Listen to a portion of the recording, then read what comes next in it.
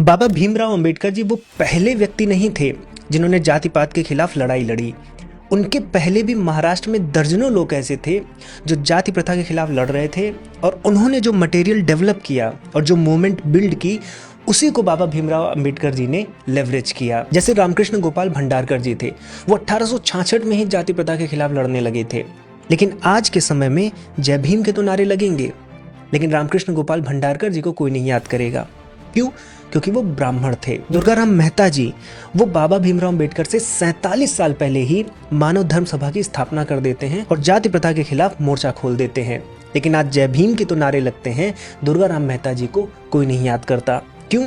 क्योंकि वो ब्राह्मण थे। ऐसे आज भाई परमानंद जी के नारे नहीं लगेंगे, जबकि भाई परमानंद जी ब्राह्मण होते हुए भी आर्य समाज से जुड़कर दलित उत्थान के लिए काम कर रहे थे। और आर्य समाज की बात आती है तो उनके संस्थापक स्वामी दयानंद सरस्वती भी ब्राह्मण ही थे।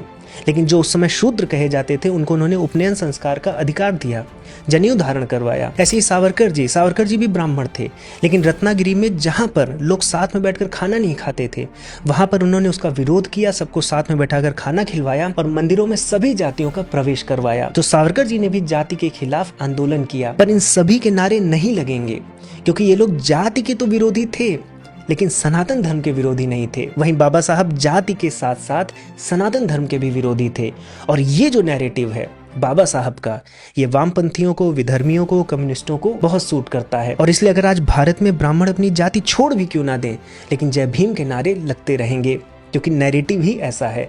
और इसको समझने के लिए कि उस समय किस प्रकार से जाति को समझा गया और जाति से ऑलरेडी फाइट चल रही थी, हमने सावरकर और अंबेडकर इन दोनों के विचारों को कास्ट पर, भारत के भविष्य पर एक ही टेबल पर समझने का प्रयास किया है। और मैं आग्रह करूंगा कि इस पॉडकास्ट को, जो कि हाइपरक्वेस्ट यूट्यूब चैनल पर हमने पब्लिश किया है, इसको आप अवश्य देखें। आप शायद ही सोशियोलॉजी पर, कास्ट पर, नेशनलिज्म पर इससे अच्छा पॉडकास्ट, इससे नॉलेजेबल पॉडकास्ट कहीं और पाएंगे। लिंक बायो में अवेलेबल है।